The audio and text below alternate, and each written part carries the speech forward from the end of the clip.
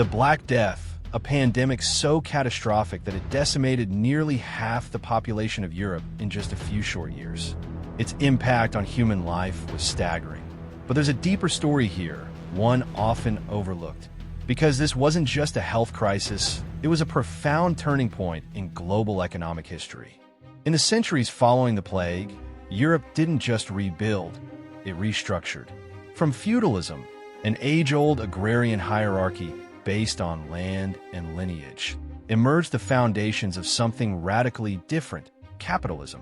But how did a deadly disease catalyze a complete economic transformation? Let's find out. This is History with Magnus. Remember to subscribe and put on all notifications so you don't miss my next video about history. Before we dive in, it's important to understand what capitalism really means. At its core, capitalism is an economic system where private individuals or businesses own and control the means of production, all in pursuit of profit. In essence, it's built on four key pillars: private ownership, voluntary exchange, competitive markets, and the accumulation of capital. In the 14th century, Western Europe was predominantly feudal. This was a society where land was the basis of power. Kings granted land to nobles, who in turn allowed peasants, primarily serfs, to work that land in exchange for protection and sustenance. Serfs weren't slaves, but they weren't free either. Tied to the land, their labor was owed to their lords, and their movements were restricted. Their wages, if any, were minimal. The nobility, clergy, and monarchy occupied the upper tiers of this rigid social hierarchy, while the laboring class supported them with sweat and subsistence. The economy was overwhelmingly agricultural. Markets existed, but were limited. Towns were small, trade was largely local, and most peasants never traveled more than a few miles from where they were born. This was a system built on population density. Lots of peasants providing cheap, easily controlled labor. In other words, feudalism needed bodies to function. But then came the Black Death.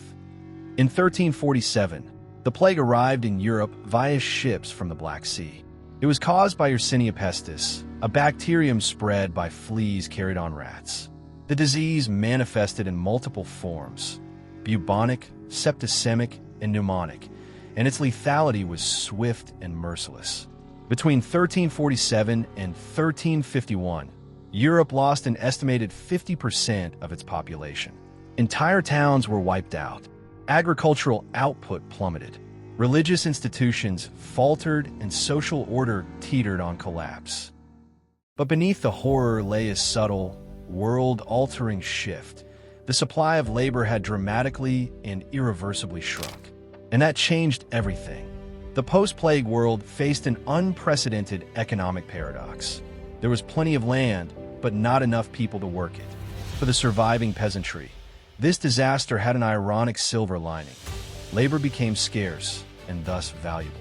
Across Europe, peasants began demanding higher wages, better working conditions, and freedom of movement. And they could now also demand reduced obligations to their lords. Many landowners, desperate to keep their estates productive, agreed. Others resisted, and soon found their fields empty and their profits vanishing. This moment marks the beginning of a major shift in labor relations. No longer passive participants in a rigid hierarchy, peasants began bargaining, negotiating, and moving behaviors that had been virtually unheard of in the feudal framework. In essence, the price of labor began to rise, and with that, the control lords had over their serfs began to weaken. Bergslagen är nästan först med att utveckla just lönearbete. När man jobbade inom jordbruket så fick man ofta betalt i mat och husrum. Men här fick man betalt i pengar. Och här möter vi både kvinnor och barn som arbetskraft. But of course, the ruling elite did not sit idly by. In England, the government passed the Statute of Labourers in 1351, which attempted to freeze wages at pre-plague levels and criminalize labor mobility. It was an explicit attempt to restore the status quo ante by legal force. It failed. Enforcement was inconsistent. Peasants ignored it and resentment grew. This culminated in events like the Peasants' Revolt of 1381. in which thousands of rural laborers and urban workers rose up against taxation, corrupt officials, and oppressive labor laws. Though the revolt was eventually suppressed, it sent a clear message: feudal control could no longer be taken for granted. The plague fundamentally altered the balance of power between labor and land. In the new demographic reality, wage labor became increasingly common. Landowners, unable to rely on coerced or hereditary labor, began hiring free workers. This shift toward monetized labor stimulated urban migration as people sought better pay in towns, but also encouraged investment in productivity, such as crop rotation and new tools. In short, Europe began transitioning from an economy rooted in land and status to one driven by money and markets. This was not yet capitalism in the modern sense, but it was the precondition for it. This led to another class was rising in the towns and cities: merchants, artisans, and early financiers. The same plague that had shattered rural structures also disrupted global trade.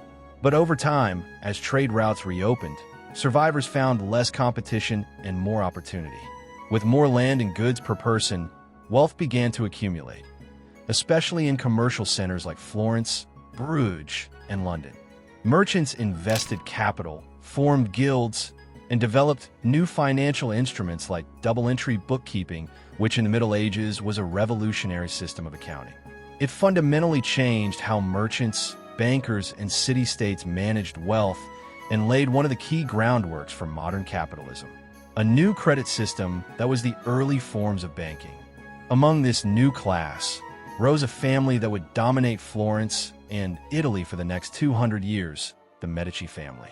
They produced no fewer than 4 popes, among them Leo X, who is considered to be one of the worst popes in history, and the man that sparked the Reformation because of his greed, along with 2 queens of France and 7 grand dukes of Tuscany, making them the richest and most powerful family in history up to that time. Check out my video for the full story on that. For the first time in centuries, wealth was being generated independently of land ownership. It was based instead on exchange, profit, and capital reinvestment. This was capitalism in embryo. Over the next 2 centuries, Europe witnessed a cascade of transformations. The Renaissance flourished in economically dynamic cities. The Age of Exploration began and was funded by capital raised from merchants and bankers, who of course got a percentage of the riches that came from the New World. This commercial revolution expanded European influence across the globe. Underlying all of these movements was the quiet but profound collapse of the old order and the rise of a new one, based on market economies, wage labor, and capital accumulation. None of these shifts were solely caused by the Black Death, but the plague acted as an accelerant, a social and economic shock that forced a recalibration of values, relationships, and power. And in that vacuum, capitalism began to emerge. During this period, merchant capitalism began to take shape, a system where trade and finance played a central role, though large-scale industry and free labor markets had yet to emerge. This was part of the broader commercial revolution, which marked the early growth of capitalism. European colonization and expanding global trade networks generated new wealth. The rise of joint stock companies like the Dutch and British East India Companies introduced shared investment and limited liability, key features of modern capitalism. Meanwhile, commodity markets for goods like grain, sugar, and spices began to form, helping to lay the groundwork for today's global economy. However, the rise of new wealth in the Western world was accompanied by one of the darkest chapters in human history: the transatlantic slave trade, in which millions of enslaved people were bought, sold, and exploited on a massive scale. At the same time, the growth of urban centers like Amsterdam and London fueled rising demand for consumer goods, further driving economic expansion. This period marks the point where capitalism begins to take a recognizable form, especially in Western Europe, though it developed alongside systems of slavery, colonialism, and absolutist rule. By the late 1700s and into the 1800s, modern capitalism fully emerged, signaling the culmination of the capitalist revolution. The Black Death did not just kill people. It killed feudalism and dismantled a centuries-old social contract built on immobility and subservience. And in doing so, it created space, social, economic, and psychological, for new ideas to take root. Ideas like freedom of movement, individual economic agency, labor as a commodity, and wealth through trade, not inheritance. The plague didn't invent capitalism, but it disrupted the structures that had long suppressed it and gave rise to the environment in which it could flourish. Remember to subscribe and put on all notifications so you don't miss my next video.